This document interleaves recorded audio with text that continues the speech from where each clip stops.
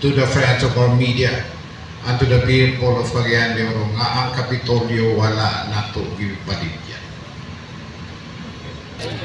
Alright, so let's start now with the signing of our joint event Oriental. So through this ordinance, the province of Visayas may pursue the development of its properties through a joint venture agreement with the end goal of realizing the maximum value of the said properties for the benefit of the province of Visayas and its constituents with the least expenditure of public funds. How can we improve the livelihood and make the Misamis Oriental work efficiently? So, after that meeting, we brainstormed with the A. Brown Group. We got together with Archie Global and of course with Attorney Soriano when he was present during that time. How can we make this a reality? Okay, so we developed a plan, no? Okay, and we came out with what was presented a while ago. So basically, as you notice, it is 14,000 square meters, but we'll just be putting up 3 buildings, as was shown in the plan. Why? Because you would want to preserve these beautiful trees, the trees behind us. Okay? So basically, our footprint of buildings will be just about 50% to 40% and about 60% open space. Now, why are we doing this? First, this property was gifted with old trees, di ba? Like mentioned by Architect Jonas, hindi naman overnight yan. That will not take 10 years, nor 20 years. By the size of those trees, it looks like baka century old na iba dyan eh. So we would want to preserve that. And our good governor mentioned, I would like to preserve also the provincial capital office, which is very true. And we supported that 100% because of its design, its historical moments. So now we are here together making this a reality for the partnership with the provincial government. By the provincial government of Misamis Oriental, spearheaded by Governor Peter Unabia, together with A. Brown Company Incorporated, headed by Mr. Robert Pizarro, in an effort to improving the physical environment of Capitol grounds.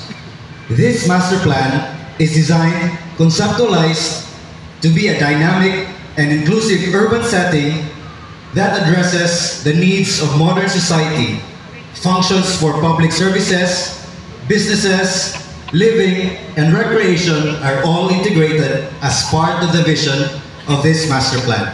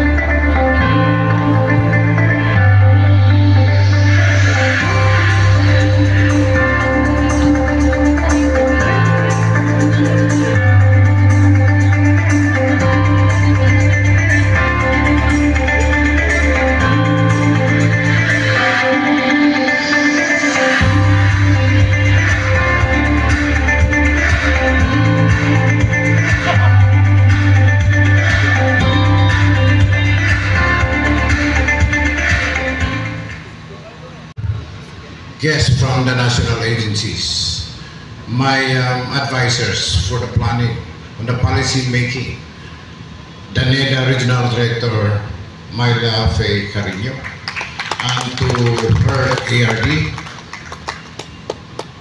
to the members of the department heads.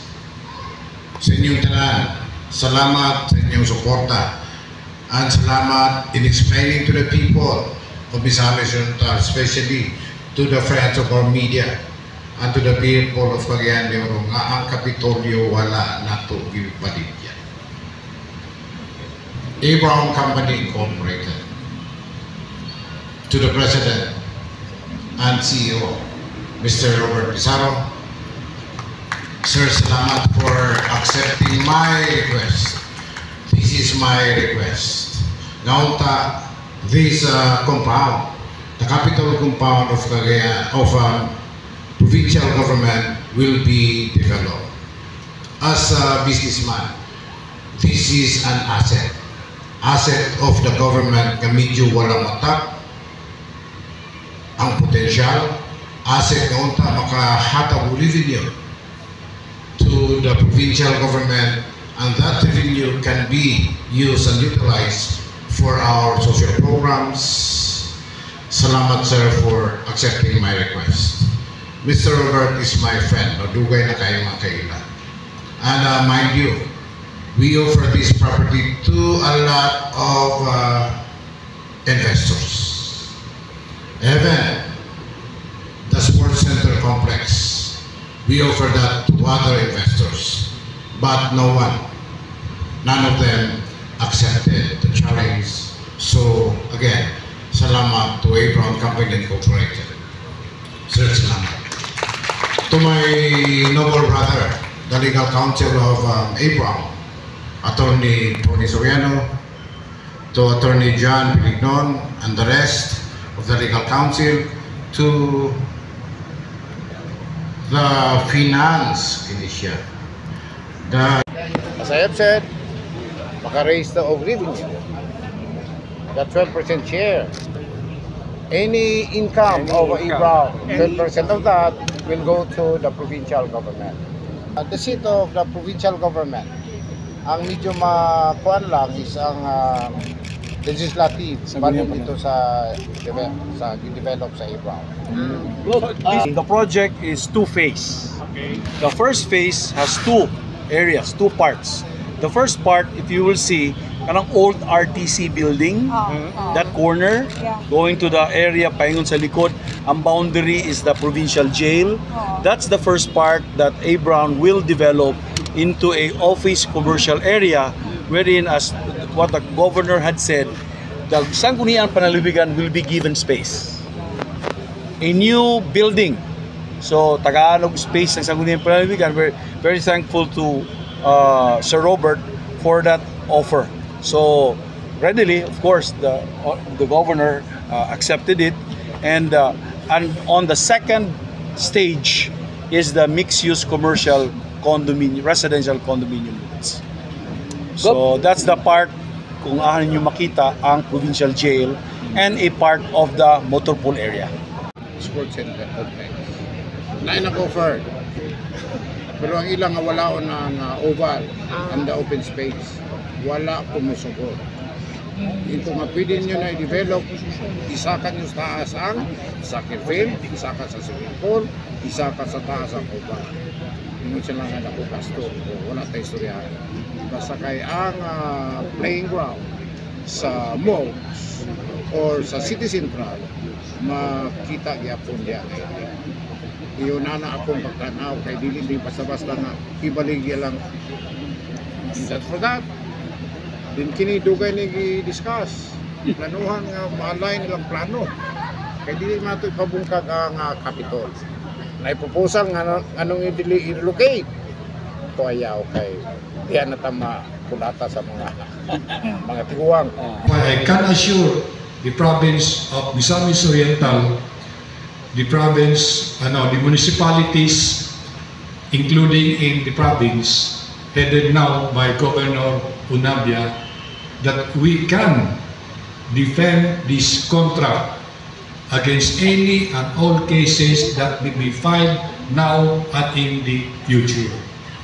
Maybe it will be filed in the Sandigan, Tanod Bayan, Ombudsman, Regional Trial Court, Court of Appeals, or Supreme Court. We can defend this against any serious or not very serious case to be filed against the officers or the governor, vice governors, governor, and the members of Sangguniang. And we can also assure Abraham Company Incorporated, headed by the President and the members of the board, that we can defend this contract.